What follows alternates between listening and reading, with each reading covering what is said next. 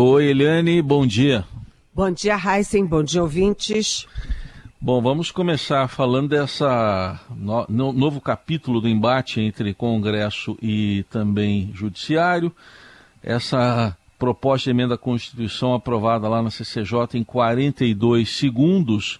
Olha, ontem quando eu dei a notícia, acho que eu cronometrei, gastei mais que isso, acho 1 minuto e meio mais ou menos, só para dar a notícia. Rapidinho essa votação, ninguém nem piscou, né?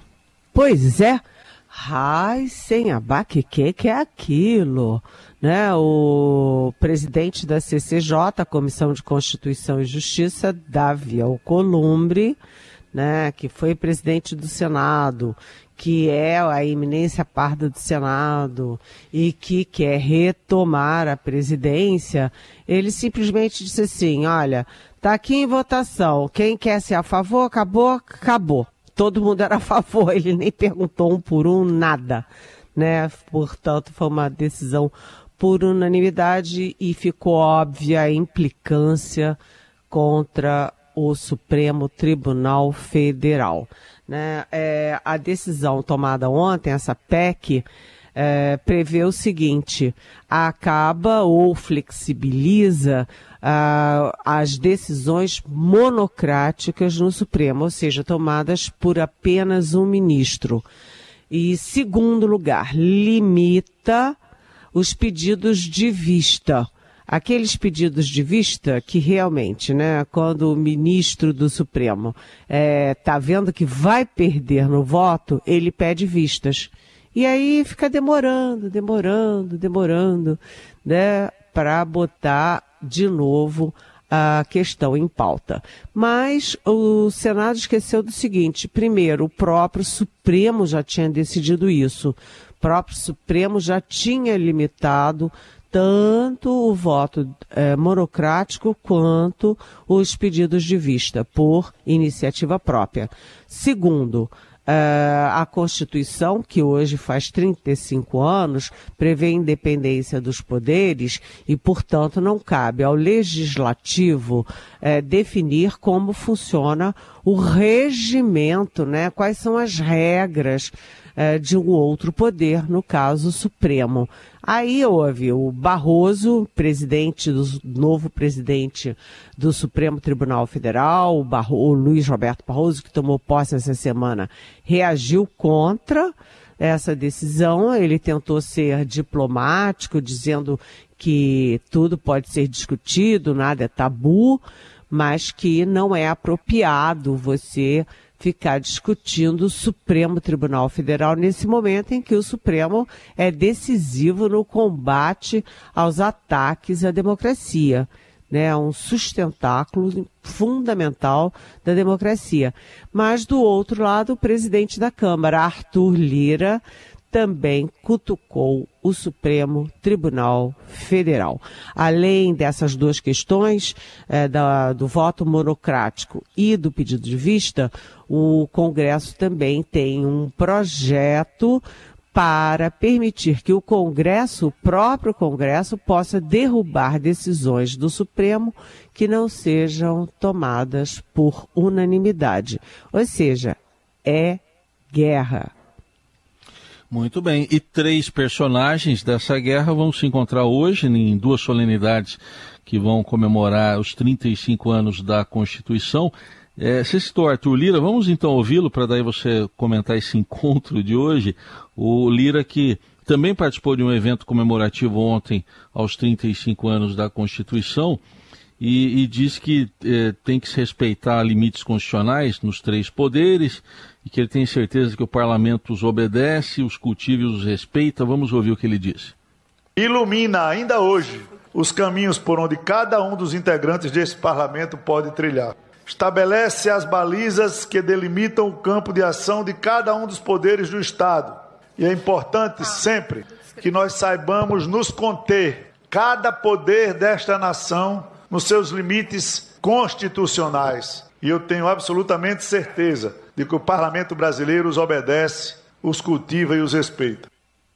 Tá aí, recado dado ontem e hoje os 3 se encontram, Eliane.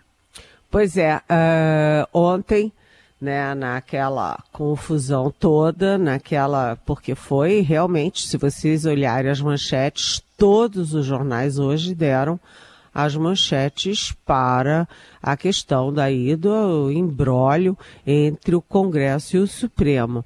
E aí o Barroso, presidente do STF, ligou ontem para o Arthur Lira, convidando o Arthur Lira para a solenidade de hoje no Supremo, em comemoração aos 35 anos da Constituição que o doutor Ulisses Guimarães, né, o super doutor Ulisses Guimarães, definiu como Constituição Cidadã. E então está prevista a solenidade no Supremo com a participação do Arthur Lira, presidente da Câmara, e do Rodrigo Pacheco, presidente do Senado, e também a ida do próprio Barroso à solenidade do Congresso Nacional pelo aniversário da Constituição.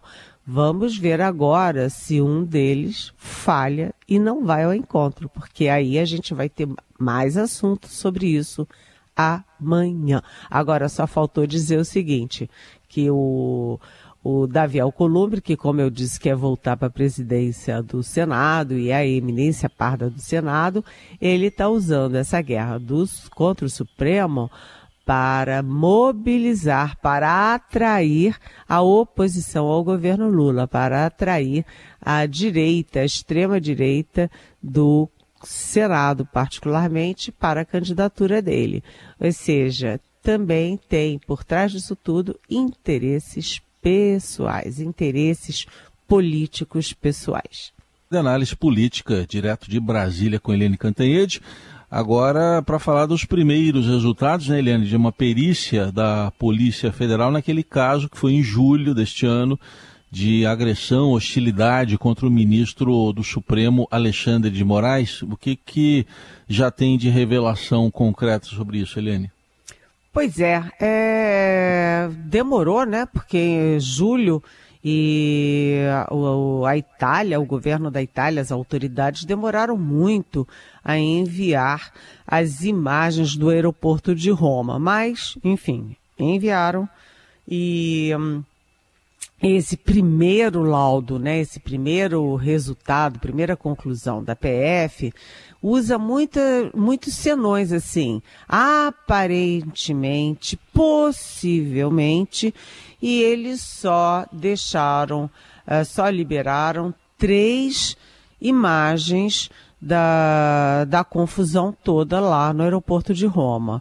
E aí o advogado da família Mantovani, do Roberto Mantovani, empresário no interior de São Paulo, o advogado está reclamando, mas vem cá, era um vídeo, uma sucessão de imagens, e a PF só liberou 3 imagens estanques, né, paradas, e dá a sensação, portanto, de que a PF editou os vídeos. É complicado isso. Outra coisa que é complicado é que os vídeos não têm áudio, não tem som.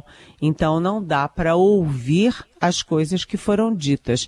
No seu longo depoimento, o ministro Alexandre de Moraes declarou à Polícia Federal que ele foi abordado com grosserias e pela família, tanto pelo Mantovani quanto a mulher dele, pelo filho dele, e que eles gritavam coisas como comunista, esquerdista, vendido, mas as imagens do aeroporto não têm o som, não tem o áudio. É claro, né, as imagens de um aeroporto daquele tamanho não vai ficar gravando tudo que é dito o tempo inteiro no aeroporto 24 horas, né? Mas o fato é o seguinte, pelas imagens e pelas impressões da PF, quem começou as agressões, os ataques, foi a mulher do Roberto Mantovani. Depois, ela, o marido e o filho continuaram nos ataques, e uma das imagens mostra que o Mantovani teria dado um tapa com as costas da mão no filho do ministro Alexandre de Moraes, que inclusive nesse momento, né, os óculos do filho do ministro caíram.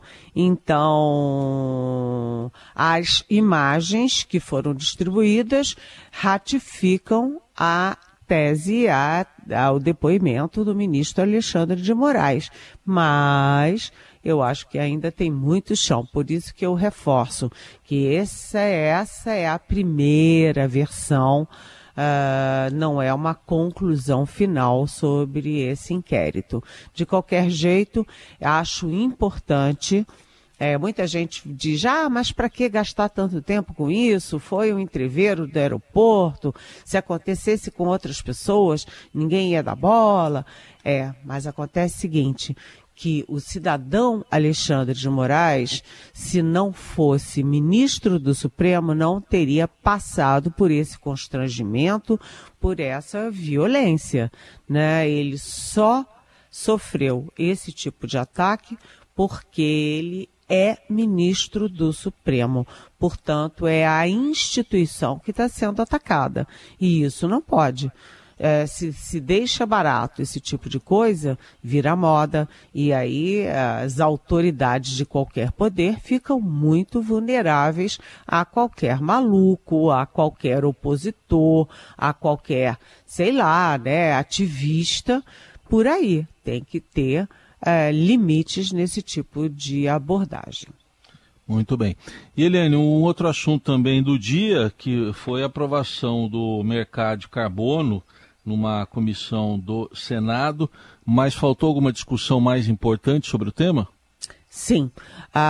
Essa comissão, que é a Comissão do Meio Ambiente do Senado, aprovou o mercado de carbono, que, em resumo, até porque eu não sou especialista nesse tema, mas em resumo é o seguinte: um setor ou uma empresa que gastem menos carbono, né, que usem menos carbono, joguem menos carbono na atmosfera, adquirem créditos. E esses créditos podem ser comprados, ou seja, essas empresas, esses setores podem vender esses créditos para setores e empresas que gastem mais do que o seu limite. Então, está prevista a criação de uma comissão, de um grupo para estabelecer os limites de emissão de cada setor, né, de estabelecer os valores, de estabelecer como vai ser a fiscalização e a punição também de quem não cumprir as suas metas. Agora, é o que você me pergunta, né, Heisen? Um setor que estimativamente, vamos dizer assim, mais consome, mais despeja carbono na atmosfera é exatamente o agronegócio. Algo em torno de 75% do carbono despejado na atmosfera vem exatamente do agronegócio, que é um setor muito poderoso no Brasil, super importante para o nosso PIB, para a nossa balança comercial, né? Mas ficou de fora. Por quê? Porque a bancada do boi e a bancada da bala, que se misturam, são muito fortes no Congresso e exigiram, bateram na mesa e disseram que assim não dá. E aí eu queria até fazer não é mais do que uma ironia, é uma previsão. Se o Congresso mantém a exclusão do agronegócio, deixa o agronegócio poluindo à vontade, sem nenhum tipo de limite, etc., o que vai acontecer? Essa questão vai parar no Supremo Tribunal Federal. E aí, o que o Congresso vai dizer? O Congresso vai dizer que o Supremo ultrapassa os seus limites e adquire prerrogativas e competências do Congresso Nacional. Você vê como é que são as coisas, né, Heisen? Pois é, no fim das contas voltamos de novo lá para o seu primeiro tema, tá tudo ligado. Bom, mas tem uma pergunta aqui, Eliane, de uma ouvinte para você, com base naquela notícia que até você comentou ontem também, a apuração da Vera Rosa, sobre a atuação do presidente Lula num empréstimo para a Argentina, supostamente para barrar a candidatura de Javier Milei. O Palácio Planalto nega essa interferência, sim, o empréstimo foi feito, mas nega essa interferência. E temos a Mariá, nosso ouvinte, que mandou uma pergunta, vamos ouvi-la. Você não acha que é um discurso incoerente quando se toma posições em relação a uma guerra da Ucrânia e tantas outras situações por parte da nossa presidência e, ao mesmo tempo, se isso for comprovado, ter atuado firmemente para empréstimos junto à Argentina e que possa impactar, inclusive, no processo eleitoral do nosso país vizinho? O que você acha que isso vai representar a curto prazo? E aí, Pois é, Maria, bom dia, bem-vinda, nossa amiga Mariá, nossa companheira de todas as manhãs, não é, Mariá? Pois é, essa questão é muito complicada, né? Nossa colunista, Vera Rosa, que é uma ótima jornalista, além de minha querida amiga, ela publica que o presidente Lula telefonou para a ministra do Planejamento, Simone Tebet, determinando, porque presidente não pede, presidente determina, que o Brasil, enfim, autorizasse a liberação de $1 bilhão para a Argentina. E seria para quê? Para tentar fortalecer o Massa, que é o candidato governista às eleições presidenciais na Argentina, contra o Milei, que é um candidato de extrema direita, uma figura muito peculiar e, inclusive, preocupante na Argentina. Só que não cabe à presidência de um país tentar intervir no processo eleitoral de um outro país amigo, principalmente a Argentina, que é o nosso principal parceiro estratégico neste planeta, né? Então ficou muito estranho, inclusive, porque envolve dinheiro, envolve favores. Aí o Palácio do Planalto desmente, diz que o Lula não teve nada a ver com isso, e a ministra Simone Tebet deu uma entrevista também negando, dizendo que, primeiro, ela não recebeu ligação nenhuma do Lula, segundo, fez porque era importante, porque a Argentina precisava de liberar recursos do FMI e só liberaria se esse 1 bilhão aí do CAF,